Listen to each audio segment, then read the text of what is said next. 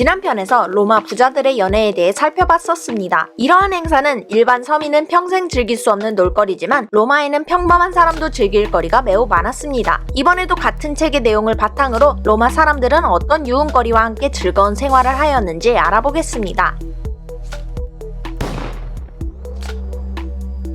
로마의 유명한 공공시설로는 단연 목욕탕이 있었습니다. 폼페이 같은 유적지에 가면 고대 로마에서 쓰였던 목욕탕을 고스란히 볼 수 있는데 정말 신기하게도 한국의 목욕탕과 크게 다른 점이 없었습니다. 온탕, 열탕, 냉탕은 기본이었죠. 그 중에서도 정말 워터파크급으로 거대한 테르마에라는 목욕탕과 일반적인 동네 목욕탕 수준의 크기인 발네아가 있었습니다. 상류층이 아니라면 집에 화장실도 없었으니 당연 욕실도 없었겠죠. 그래서 사람들은 공중 목욕탕에서 씻는 일을 당연하게 여겼습니다. 수도 로마의 입장료는 지금 돈으로도 대략 몇백 원 수준이었고 아이들은 무료인데다 간혹 무료로 개방하는 날도 있었다고 합니다. 요즘 목욕탕처럼 입구에서 요금을 지불하고 입장하면 되었는데 초기엔 남탕과 여탕의 구분 없이 혼욕이 이루어졌으나 점차 사회가 발달하며 자연스레 나뉘어졌다고 합니다. 혹은 입장 시간을 정해 남자와 여자가 따로 들어오게 하기도 하였습니다. 당시엔 비누를 쓰진 않았고 향유와 모래로 각질과 때를 제거했습니다. 지금처럼 열탕에서 달궈진 몸을 냉탕에서 식히기도 했고요. 앞서 말한 거대 목욕탕인 테르마에에는 이런 목욕시설만 있는 게 아니었습니다. 심지어 수영장, 체육시설, 도서관, 극장까지 있는 종합 오락시설에 가까웠습니다. 한 번에 1000명이나 수용할 수 있어서 소음 문제도 심하긴 했으나 그 인기에 걸맞게 프랑스, 영국, 독일, 터키 등 로마 제국 곳곳에 세워졌습니다. 이렇게 인기시설이었던 탓에 자기 집에 거대한 욕조가 있는 귀족조차도 목욕탕을 찾았고 심지어 황제가 찾아오는 일도 흔히 있었습니다. 사람들이 모이는 장소이니 거대한 사교장의 역할도 수행했죠. 또한 사람들은 목욕탕에 모여 업무 상담을 하기도 했습니다. 구독해주세요. 21세기의 사람들이 가장 흥미롭게 볼만한 주제는 검투사의 싸움이 아닐까 합니다. 최고의 로마 장군에서 검투사가 된 막시무스가 주인공인 영화 글래디에이터, 노예 검투사 스파르타쿠스의 반란을 그린 드라마 스파르타쿠스도 큰 인기를 끌었었죠. 콜로세움으로 대표되는 원형 경기장에선 검투사들이 1대1로 싸웠습니다. 이들의 대부분은 전쟁에서 잡혀와 노예가 된 사람들이거나 범죄자였습니다. 그리고 여성 검투사도 존재했던 것으로 보입니다. 검투사들의 싸움에서 승부가 났을 때 승자는 관객을 바라보고 관객들이 엄지를 세우면 패자도 목숨을 구할 수 있었습니다. 그러나 관객들이 엄지를 내렸을 땐 승자가 패자의 목숨을 끊었죠. 하지만 싸움을 잘하는 노예를 구해와 이런 검투사로 양성하는 과정은 매우 큰 돈이 들고 많은 노력이 필요했기 때문에 대체로 상대를 죽이는 일은 영화나 드라마처럼 흔하게 벌어지지는 않았다고 하네요. 검투사의 싸움 상대는 오직 다른 검투사였던 것만은 아닙니다. 시민의 오락을 위해 검투사는 맹수를 상대로 싸우기도 했습니다. 사자, 곰, 악어 같은 무서운 동물에게 사람을 죽이기 위한 훈련을 시켰고 검투사는 창 하나로 맹수에 맞서야 했죠. 이땐 자비를 베풀어 검투사를 살려주는 그런 문화는 적용될 수 없었습니다. 한쪽이 죽을 때까지 이어진 결투에서 수많은 사람이 잡아먹혔고 운 좋게 이기는 검투사도 있었습니다. 이런 잔혹한 싸움 외에도 어쩌면 너무 약한 처벌에 분노하는 우리 사회에 도입한다면 범죄자에게 절대 죄를 지으면 안 되겠다는 인식을 줄 만한 경기도 있었습니다. 물론 폭력적이고 너무 비인도적이라 실제로 그래선 안 되겠지만 말이죠. 바로 범죄자끼리의 결투입니다. 죄를 지은 사람끼리 죽을 때까지 싸우게 하는 결투가 있었는데 살아남기 위해 처절하게 싸우는 범죄자를 보며 관객들은 매우 열광했습니다. 그러나 사형이 결정된 죄수를 경기장에 데려다 놓고 맹수를 풀거나 심지어 온몸을 묶어놓고 맹수를 푸는 일 같은 너무 잔인한 공개 처형도 있었습니다.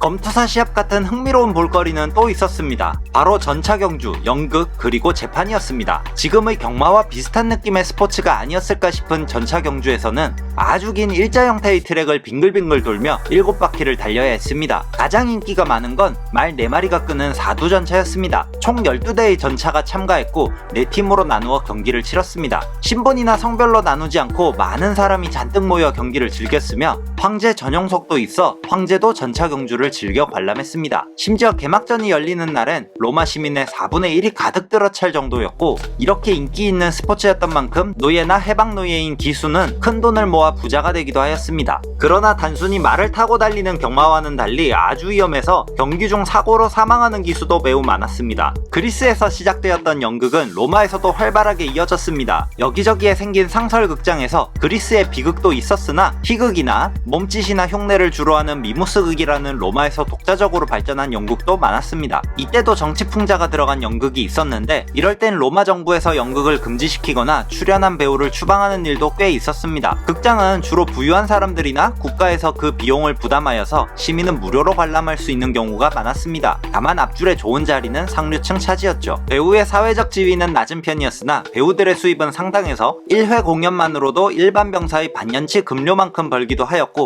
유명 배우는 고위직 관료만큼 벌 수 있었습니다. 그러나 이런 낮은 지위로 로마인이 배우를 하기보단 해방된 노예나 외국인이 배우를 하는 경우가 대부분이었습니다. 연극만큼 사람들의 인기를 끌었던 건 재판 구경이었습니다. 소송의 나라 미국처럼 고대 로마에선 재판이 빈번하게 열렸는데 판사, 원고와 피고 측 변호사, 배심원 등 지금처럼 대부분의 요소를 갖추고 있었습니다. 하지만 재판 자체가 아주 공정한 건 아니었습니다. 용의자의 신분에 따라 처벌이 약해지는 경우도 흔했으니까요. 어쨌거나 이런 재판을 사람들이 흥미롭게 관전한 이유는 변호사들의 화려한 변론술에 있었습니다. 말빨 좋은 변호사가 그럴싸하게 재판 과정을 휘두르는 수준까지 가고 거기에 구경꾼들의 박수갈채까지 쏟아지면 판사는 분위기에 휩쓸려 그 변호사의 의뢰인 측에 유리한 결과를 내어주곤 했습니다. 그래서 일부 변호사는 사람들 속에 바람잡이를 심어두기도 했었죠. 여기서 중죄로 판결이 나면 앞서 설명한 것처럼 콜로세움에서 맹수에게 처형당하기도 했습니다.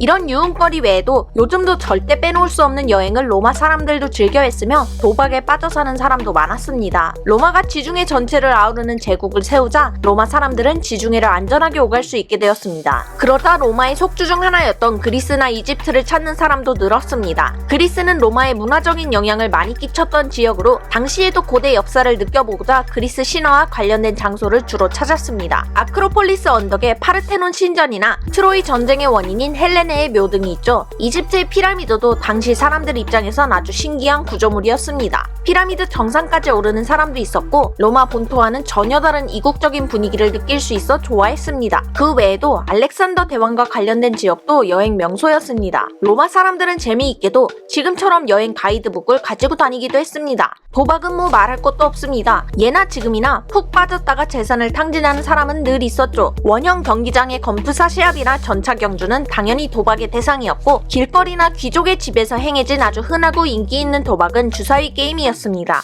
크게 탈리와 태서리로 나뉘는데 탈리는 주사위와 동물뼈를 이용한 도박이며 태서리는 3개의 주사위를 굴려 가장 높은 숫자 조합을 만드는 도박이었습니다. 또한 로마 병사들도 주사위 게임을 즐겨했는데 시설 보수 같은 잡무부터 고된 훈련까지 끝마친 병사는 목욕탕에서 피로를 풀면서 동료와 도박을 하였습니다. 제정 로마에서 초대 황제였던 아우구스투스도 주사위를 굴리다 하루 만에 고위 관료의 연봉에 맞먹는 돈을 잃었던 적이 있다고 합니다. 그런 탓에 빚더미에 앉은 사람들은 곧 범죄자가 되었고 이런 일이 너무 빈번해지자 로마 정부는 주사위 게임을 금지했지만 당연히 없어지지 않았습니다.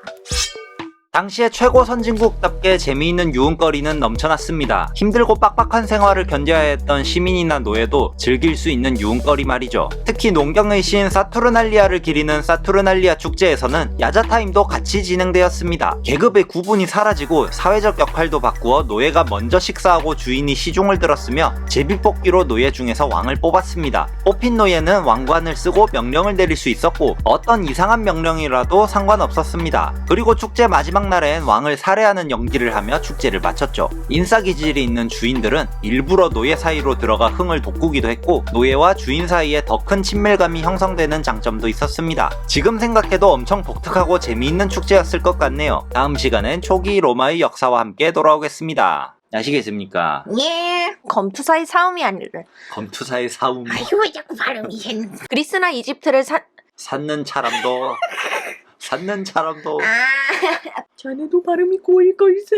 나만 당할 수는 없지. 이제 꼬인다. 슬슬 꼬이기 시작한다. 저주는 원래 느리게 오는 법이다. 이제 슬슬 꼬인다. 혀가 말을 안 듣기 시작한다.